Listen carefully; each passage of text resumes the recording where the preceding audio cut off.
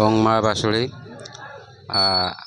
आम बर्तमान के माँ बासुली मंदिर रू आसी पहुँचु बासुली से माँ बासुली पाखे आज एठी मध्य माँ बासुली बर्तमान साई परिक्रमा करी प्रत्येक जोठी अच्छी सब माँ पीठ स्थान जोटी अच्छी से जगह को बर्तमान आलती जाइए बुलायापी से बुलिक आसिले ये जगह को आसिक माँ पहुँचे ये पहुँचला पुणी तर माँ बासुली पीठ को सी पुणी प्रत्यावर्तन करेंगे। आज दिनाक पूजा अर्चना चली धूमधाम भाव माँ जन्मदिन पालन करा आपण ये देखु माँ बगला मुखी की ये आप दर्शन करूँ आईटे आप देखु माँ बासुली की दर्शन करूँ।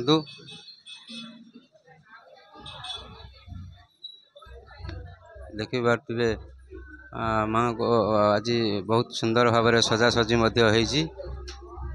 मंदिर टी खूब सुंदर भाव में सजाई।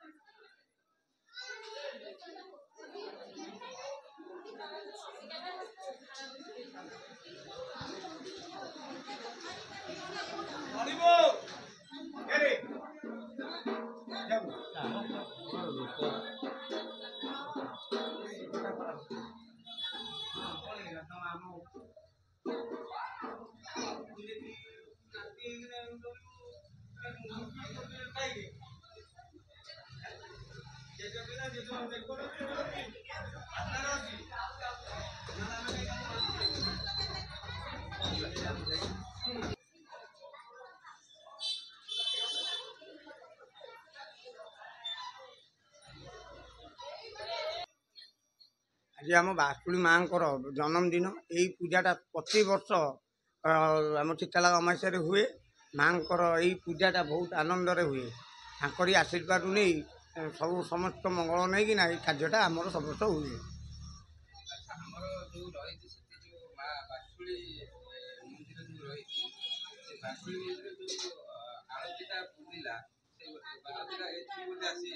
नाई नहीं सी बड़ भौणी आम सान भौणी आम जा पाखक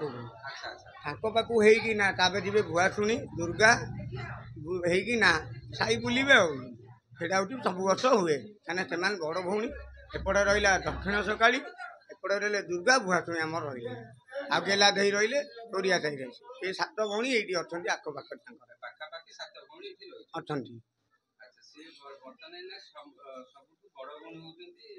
ना आम सब बड़ भौणी दक्षिण सकाली तापर भुआशुणी हाँ भुआशुणी दुर्गा तापर जो गेला दे बड़ बासुली सान बासुली 7 साई 7टा भौणी मैंने अच्छा खेले खेली से बास्तरी की आसती सब मिलन कर देखा चाह कर जाती। हाँ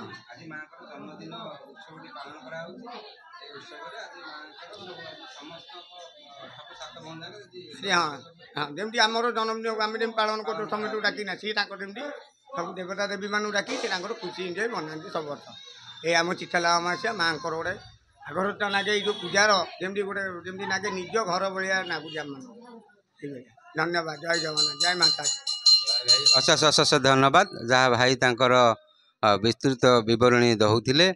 आज हूँ माँ जन्मदिन उत्सवटी पालन करा आज तांकर 7 भौणी आज तांकर सबू एकत्रित हेबे आ जन्मदिन टाक धूमधाम भाव पालन करेंगे। भाई तो कहले माँ को विषय सब कहले किए बड़ भौणी किए सान भौणी किए मझिया भौणी बाबद से तो भाई सब कहले बाकी आमर ये जो भाई अच्छा भाई मध्य किसी पदे कहे माँ को विषय भाई टिके माँ को विषय टिके पदे किसी कहते। माँ आद्याशक्ति जगत जननी बासुली पीठ ये पवित्र चितालागी अमावास्या ଜଗନ୍ନାଥଙ୍କର ମହାଚିତା ଲାଗି ଯେଉଁଭଳି ଆମ ସାରା ସମଗ୍ର ଭାରତବର୍ଷ ଆଉ ଓଡ଼ିଶାରେ ପାଳନ କରାଯାଏ, ସେଇଭଳି ମାଆଙ୍କର ଚିତା ଲାଗି ପର୍ବଟା ଆମର ସାରା ଓଡ଼ିଶାରେ ପାଳନ କରାଯାଏ। ସପ୍ତମାତୃକା 7 ଭଉଣୀଙ୍କ ଭିତରେ ମା ବାସୁଳି ହେଉଛନ୍ତି ଶ୍ରେଷ୍ଠ। ଏଇଥି ହିସାବରେ ଆମର ସମସ୍ତଙ୍କର ଆତ୍ମକଲ୍ୟାଣ ହେବା ପାଇଁ ବା ସଂସାରର ମଙ୍ଗଳ କାମନାର୍ଥେ ମାଆଙ୍କର ବାର୍ଷିକ ଉତ୍ସବ ଏଇଟା ପାଳନ କରାଯାଏ ଯଥାବିଧିରେ। ମା ବାସୁଳୀଙ୍କ ମନ୍ଦିର ପ୍ରାଙ୍ଗଣରେ ବହୁ ଲୋକ ସମାଗମ ହୋଇ ଅନବରତ ଭୋଗ ଚାଲେ। ଏ ଭୋଗର କୌଣସି ପରାକାଷ୍ଠା ନାହିଁ। କିଏ କ'ଣ ଦିଏ, କିଏ ମିଠା ଥାଳି ଭୋଗ କରେ, କିଏ ଫଳ, କିଏ ଯାହାର ଯାହା ମାନସିକ କରିଥାନ୍ତି ସାରା ବର୍ଷର ମା ସମସ୍ତ ବିଘ୍ନ କାଟିବା ପାଇଁ ତାଙ୍କର ଯଥୋଚିତ ମାନସିକରେ କାହାର ଛେନା ତାଡ଼ିଆ ଭୋଗ ହୁଏ, କାହାର ଖସା ଲଡ଼ୁ, କାହାର ଉଖୁଡ଼ା, କାହାର ପେଡ଼ା, କାହାର ଛେନା, ଏଇଭଳି ଛେନା ଭୋଗ ବେଶୀ। ଅନେକ ପ୍ରକାର ଛେନାର ଯେତେ ପ୍ରକାର ମାଧୁର୍ଯ୍ୟ ଭୋଗ, ଭଲ ଭଲ ଭୋଗ ସବୁ ମାଆଙ୍କ ପ୍ରୀତି ଅର୍ଥରେ ଅର୍ପଣ କରାଯାଏ। ସମସ୍ତେ ସେ ପ୍ରସାଦ ପାଇ ଅତ୍ୟନ୍ତ ଖୁସି ହୁଅନ୍ତି। ତେଣୁ ଆମେ এই ଚିତାଲାଗି ପର୍ବକୁ ଅତି ଆନନ୍ଦ ଉଲ୍ଲାସର ସହିତ ସମସ୍ତେ ପାଳନ କରୁ। ଜୟ ମା ବାସୁଳି। ମା ବାସୁଳୀଙ୍କର ପବିତ୍ର ଚିତାଲାଗି ପର୍ବ ଯଦି ଆପଣମାନେ କେହି ଏ ଚ୍ୟାନେଲ ମାଧ୍ୟମରେ ଦେଖୁଥାନ୍ତି, ସମସ୍ତଙ୍କୁ ବିନମ୍ର ନିବେଦନ, ଅମୂଲ୍ୟ ତ୍ରିପାଠୀ କହୁଛି, ବଣିଆ ଏଇଟା ହେଉଛି ମା ବାସୁଳି ପୀଠ ବାସୁଳି ସାହି, ମଙ୍ଗଳାବାଗ ବଣିଆ ସାହି ବାସୁଳି ସାହିରେ ବାସୁଳୀଙ୍କର ଅତ୍ୟନ୍ତ ଆନନ୍ଦ ଉଲ୍ଲାସର ଦିନ। ଯଦି ଆପଣମାନଙ୍କ ମନରେ କିଛି କାହାରି ଅଭିଳାଷ ଥାଏ, କିଏ କେଉଁ ରୋଗ ବା କିଏ କେଉଁ ଅସୁବିଧାରେ ପଡ଼ିଥାଏ, ମାଆଙ୍କର ପ୍ରାର୍ଥୀ ହୋଇ ଆଗତ ବର୍ଷକୁ, ଆସନ୍ତା ବର୍ଷକୁ ସମସ୍ତେ ବହୁ ସଂଖ୍ୟାରେ ଆସି ଏ ପୀଠର ମାନ ବଢ଼ାନ୍ତୁ ବା ମାଆଙ୍କ ପାଖରେ ଶରଣାପନ୍ନ ହୁଅନ୍ତୁ। ଯାହାର ଯାହା କିଛି ଅର୍ପଣ କରନ୍ତୁ, ଅତ୍ୟନ୍ତ କୃପା ଲାଭ କରିବେ। ମା ଭଗବତୀ ବିଶ୍ଵେଶ୍ୱରୀ ଜଗଜ୍ଜନନୀ ଆଦ୍ୟାଶକ୍ତି ମା ବାସୁଳି ଆପଣମାନଙ୍କର ସମସ୍ତଙ୍କର ଅତ୍ୟନ୍ତ ମଙ୍ଗଳ କାମନା କରିବେ। ମା ଅତି ମଙ୍ଗଳମୟୀ, ଦୟାମୟୀ, କରୁଣାମୟୀ, ପ୍ରେମର ସାଗର ଆନନ୍ଦ ଉଲ୍ଲାସରେ ସମସ୍ତଙ୍କୁ କୋଳାଗ୍ରତ କରିନେବେ। ଏ ମା ଭଗବତୀ ବାସୁଳି ତାଙ୍କ ଚରଣାରବିନ୍ଦରେ ଅନନ୍ତ କୋଟି ଦଣ୍ଡବତ କରି ମୁଁ ଅମୂଲ୍ୟ ତ୍ରିପାଠୀ ଆପଣମାନଙ୍କୁ ବିନମ୍ର ନିବେଦନ କରୁଛି, ଏହି ଚ୍ୟାନେଲ ମାଧ୍ୟମରେ ଯେତେ ଯେତେ ଆମ ଓଡ଼ିଶାର ଭକ୍ତବୃନ୍ଦ ଦେଖୁଥିବେ ବା ଯାହା କରୁଥିବେ ସେମାନେ ମାଆଙ୍କ ପାଖକୁ ଆସନ୍ତୁ। ଏ ମଙ୍ଗଳାବାଗର ବଣିଆ ସାହି ସ୍ଥିତ ବାସୁଳି ସାହି, এই ବାସୁଳି ମନ୍ଦିର ପ୍ରାଙ୍ଗଣରେ ସନ୍ଧ୍ୟା ଅଧିବେଶନରେ ମାଆଙ୍କୁ ଦର୍ଶନ କରି ମାଆଙ୍କ କୃପା ଲାଭ କରି ଅତ୍ୟନ୍ତ ଖୁସି ହୁଅନ୍ତୁ ଆଉ ଅତ୍ୟନ୍ତ ଆନନ୍ଦର ସହିତ କାଳାତିପାତ କରନ୍ତୁ ବା ଆପଣଙ୍କର ମା ନିଶ୍ଚୟ ଦୀର୍ଘଜୀବୀ କାମନା କରିବେ। ଏତିକି। ଆମର ଭାଇ ବହୁତ ସୁନ୍ଦର ଭାବରେ ବୁଝେଇ ଦେଲେ ଯେ ଏତେ ସୁନ୍ଦର ଭାବରେ ସେ ବୁଝେଇଛନ୍ତି, ଆପଣମାନେ ଯେତେବେଳେ ଦେଖିବେ ଆପଣଙ୍କୁ ବହୁତ ଖୁସି ଲାଗିବ, ବହୁତ ଆନନ୍ଦ ଲାଗିବ। ଆସନ୍ତା ବର୍ଷକୁ, କାରଣ ଏ ବର୍ଷ ତ ସରିଗଲାଣି, ଆସନ୍ତା ବର୍ଷ ପାଇଁକା ଆମେ ଏଇ ଦିବ୍ୟଜ୍ୟୋତି ୟୁଟ୍ୟୁବ୍ ଚ୍ୟାନେଲ୍ ମାଧ୍ୟମରେ ଆପଣ ସମସ୍ତଙ୍କୁ ନନା ମଧ୍ୟ ତାଙ୍କର ନିମନ୍ତ୍ରଣ କରିସାରିଲେଣି। ଆସନ୍ତା ବର୍ଷ ଆପଣ ଆସନ୍ତୁ। ଆପଣ ବି ଜାଣିନଥିବେ, କାରଣ ମୁଁ ବି ନିଜେ ଜାଣିନଥିଲି ଏ ଜାଗାରେ ଏତେ ସୁନ୍ଦର ଭାବରେ ଧୁମଧାମରେ ପାଳନ ହୁଏ ବୋଲି। ଯାହା ମୋ ପାଖରେ ଯେତେବେଳେ ଖବରଟି ପହଞ୍ଚିଲା, ମୁଁ ଆସି ଏ ଜାଗାରେ ପହଞ୍ଚିଲି ଆଉ ମାଆଙ୍କର ମଧ୍ୟ କୃପା ଲାଭ କଲି। ଆଉ ମୁଁ ଏଇ ଆଜି ମାଆଙ୍କର ଏଇ ଯେଉଁ ଭିଡ଼ିଓଟି ବନାଉଛି, ମୋତେ ଆଜି ଏତେ ଆନନ୍ଦ ଲାଗୁଛି ଆଉ ଏତେ ସୁନ୍ଦର ଭାବରେ ମାନେ ପ୍ରାଞ୍ଜଳ ଭାବରେ ଭାଇ ବୁଝେଇ ଦେଲେ ମାଆଙ୍କ ବିଷୟରେ। ଆଉ ତାଙ୍କୁ ମଧ୍ୟ ଆମର ଚ୍ୟାନେଲ୍ ତରଫରୁ ଅଶେଷ ଅଶେଷ ଧନ୍ୟବାଦ। ଜୟ ମା ବାସୁଳେଇ।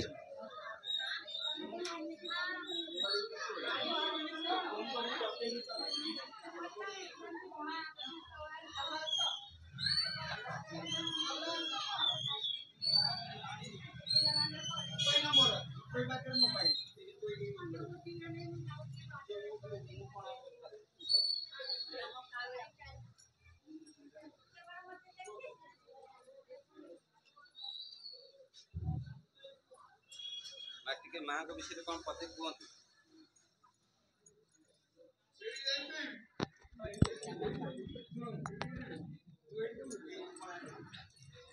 ମା ବାସୁଳି ହେଲେ ଆମ ଗ୍ରାମ ଦେବତୀ। ସେ ଆମର ଏଇ ଚାରିଖଣ୍ଡ ସାହି ଭିତରେ ଆମେ ବହୁତ ପୂଜା କରୁ ଆଉ ସମସ୍ତେ ମାନୁ। ସେମାନଙ୍କର ତାଙ୍କ ମଙ୍ଗଳ କାମନା ଆମ ପାଇଁ ବହୁତ ମଙ୍ଗଳ କରେ। ତେଣୁ ପ୍ରତିବର୍ଷ ଏ ଜନ୍ମ ଉତ୍ସବ ପାଳନ କରୁ ଆଉ ଏଇଠି ଆମେ ସମସ୍ତେ ମିଶିକିରି ପାଳନ କରୁ। ସମସ୍ତଙ୍କର ଆଶୀର୍ବାଦ, ମାଆଙ୍କର ଆଶୀର୍ବାଦ। ମା ବାସୁଳୀଙ୍କ ପାଖେ ପ୍ରଣାମ।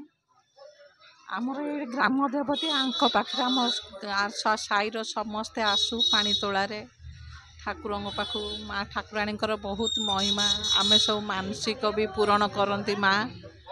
ଆଉ ତାଙ୍କୁ ଅଶେଷ ଅଶେଷ ପ୍ରଣାମ। ଆଉ ଆମେ ସମସ୍ତେ ଆମ ପରିବାର ଆମ ସାହି ସମସ୍ତେ ସାହିର ଲୋକମାନେ ବି ଆମେ ଏଇଠି ଆସି ମାଆଙ୍କ ଦର୍ଶନ କରୁ। ଆଜି ମାଆଙ୍କର ଜନ୍ମଦିନ, ସେଥିପାଇଁ ଏଠି ବହୁ ସଂଖ୍ୟାର ଲୋକମାନେ ଉପସ୍ଥିତ ଅଛନ୍ତି।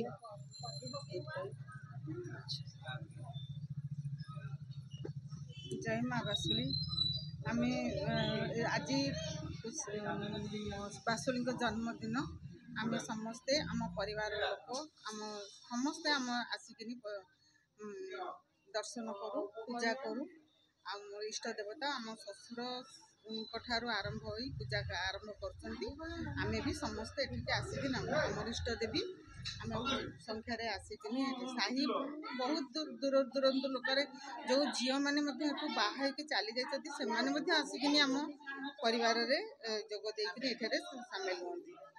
ଆଉ ଅଶେଷ ଅଶେଷ ଧନ୍ୟବାଦ। ମା ମାନେ ଏଠି ଦେଖନ୍ତୁ ବସିଛନ୍ତି, କେତେ ଭକ୍ତିର ସହିତ କେତେ ଶ୍ରଦ୍ଧାର ସହିତ ମା ମାନେ ଏଠି ବସିଛନ୍ତି। ଆଉ ଜଣେ ଏଠି ମା ଦେଖନ୍ତୁ ବସିଛନ୍ତି, ବହୁତ ଆନନ୍ଦର ସହିତ ଏଠି ଉଲ୍ଲାସର ସହିତ ମା ଏଠି ବସିଛନ୍ତି ତାଙ୍କ ଭକ୍ତିପୂର୍ଣ୍ଣ ଭାବରେ।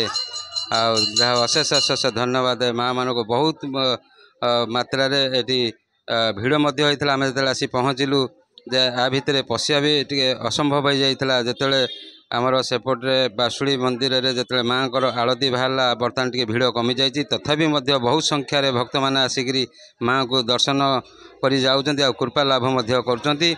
ଆଉ ଆମ ଚ୍ୟାନେଲ୍ ତରଫରୁ ଆମେ ସବୁ ଭକ୍ତମାନଙ୍କୁ ଆମେ ନିମନ୍ତ୍ରଣ କରୁଛୁ, ଆସନ୍ତା ବର୍ଷକୁ ଏଇ ଜାଗାରେ ଆସି ମାଆଙ୍କର କୃପା ଲାଭ କରନ୍ତୁ। ଆଉ ଭାଇ ଆପଣ କୋଉଠୁ ଆସିଛନ୍ତି? ଆଜ୍ଞା, ମାଆଙ୍କ ବିଷୟରେ ଟିକେ କିଛି କୁହନ୍ତୁ। ମା ତ ହେଉଛନ୍ତି ପ୍ରତ୍ୟକ୍ଷ ମା, ଆଉ ତାଙ୍କୁ ଯିଏ ଯାହା ମନାସନ୍ତି ତା ପୂରଣ ହୁଏ ମାଆଙ୍କର। ଆଉ ମାଆଙ୍କୁ ଯେଉଁ ବି ଯିଏ ବିଶ୍ୱାସ କରନ୍ତି, ବହୁତ ଭକ୍ତି ସହକାରେ ବିଶ୍ୱାସ କରନ୍ତି।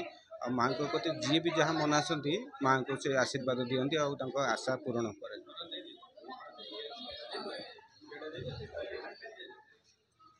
ମା କେତେ ଆନନ୍ଦ ଲାଗୁଛି ଆପଣ ଆସିକି ମାଆଙ୍କ ପାଖକୁ ଦେଖୁ।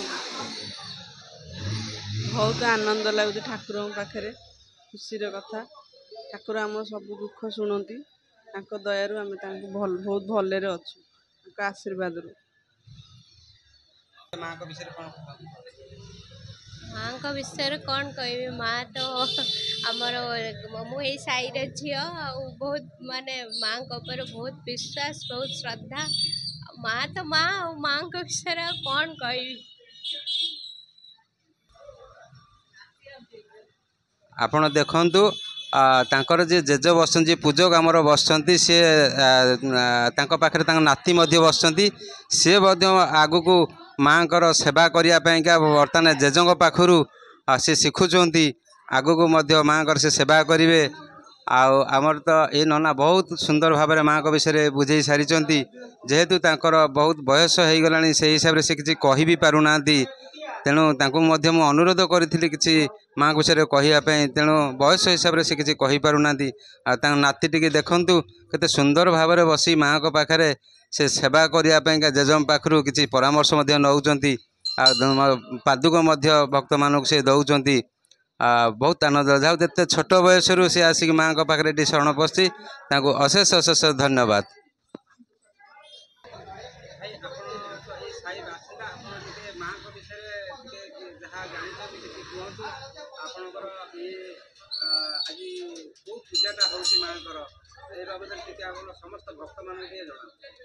ଆଜି ମାଆଙ୍କର ବାର୍ଷିକ ଉତ୍ସବ ଚିତାଲାଗି ଅମାବାସ୍ୟା, ଯେଉଁଟା ପ୍ରତିବର୍ଷ ଆମର ପାଳନ କରାଯାଉଛି ବହୁତ ଧୁମଧାମରେ। ଆଉ ମାଆଙ୍କର ଆଜି ରାତ୍ର ପୂଜା, ସକାଳୁ ସମସ୍ତେ ଯାଇକି ନଦୀରୁ ପାଣି ଆଣି ମାଆଙ୍କ ମାର୍ଜନା କରି ଦିନ ଯାକ ପୂଜା ଚାଲିଛି। ଆଉ ରାତିରେ ପୁଣି ଯଜ୍ଞ ହେବ, ରାତ୍ର ପୂଜା ଅଛି। ତ ଯିଏକି କାଲି ସକାଳ ପାଇଯିବ ମାଆଙ୍କ ରାତ୍ର ପୂଜାରେ। କାଲି ଦ୍ୱିପରେ ମାଆଙ୍କର ପ୍ରସାଦ ସେବନ ଅଛି ସାହିରେ। ଆଉ ରାତିରେ ମାଆଙ୍କ ବାର୍ଷିକ ଉତ୍ସବ ଉପଲକ୍ଷେ ଆଉ ମା ବାସୁଳି ରାମଲୀଳା ପ୍ରଚାର ସମିତି, ଯେଉଁଥିରେ ଆମରି ସବୁ କଳାକାରମାନେ, ସାହି ଲୋକ ସମସ୍ତେ, ସାହି ପିଲା ସବୁ ଏକାଠି ହେଇକି ଗୋଟେ ବହିର ନାଁ ହେଉଛି ମୃତ୍ୟୁ ଯଜ୍ଞ ରାବଣୀ, ଯାହାକୁ କୁହନ୍ତି ଇନ୍ଦ୍ରଜିତ ବଧ। जोटाकि काली करूँच नेक्स्ट ईयर भी आमर होता जोटाकि तरणी सेन बध से आर वर्ष यहाँ आम आरंभ करचु निजे करूँ बोली आगुरी आगुरी आम भजन समार एसबू आसी करूँ किंतु आम साई लोक डिसाइड कले कि छोट पिला माने सब मिसिकी रामलीला परिवेशन करेंगे से गोटे भल कम रामंकर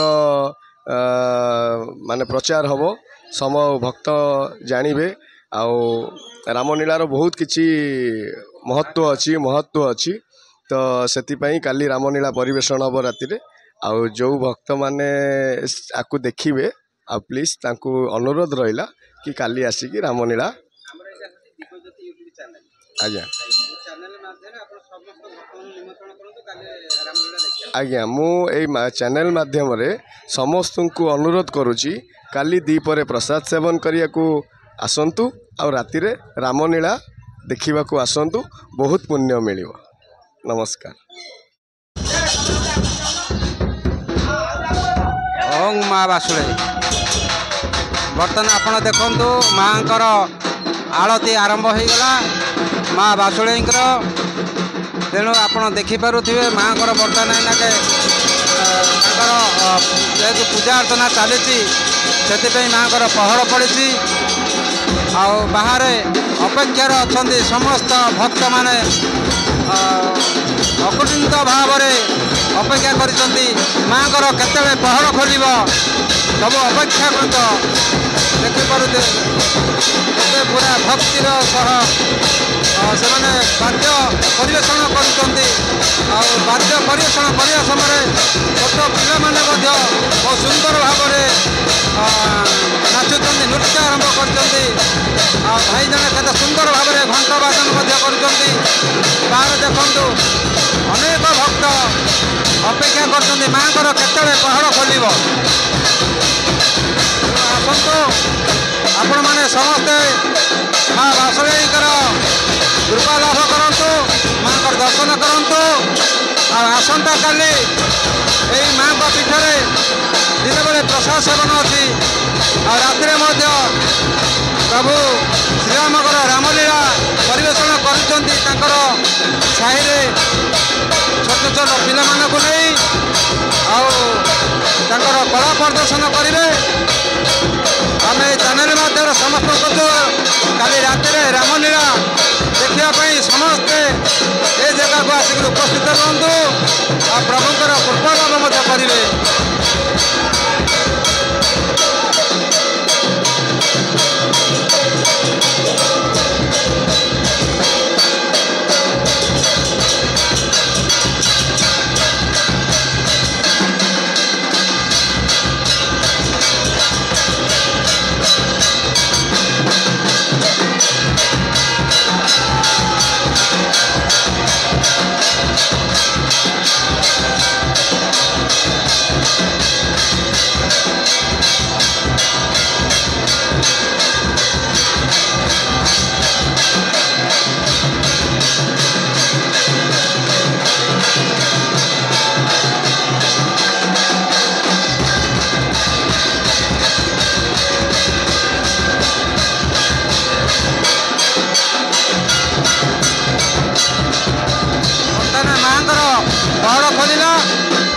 समस्ते देखु माँ मैंने केमी पूरा विवर हो माँ को दर्शन करने माँ को दर्शन विरोध अपेक्षा कर रही आप देखिपे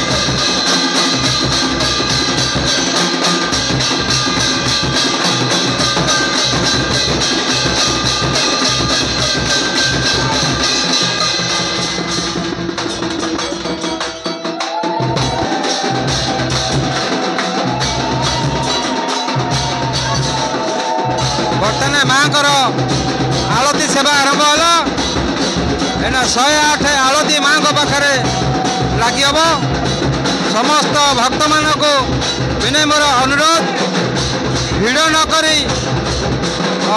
भक्तिर सहित माँ आलती आपण सादरे ग्रहण करूँ माँ कृपा लाभ करूँ।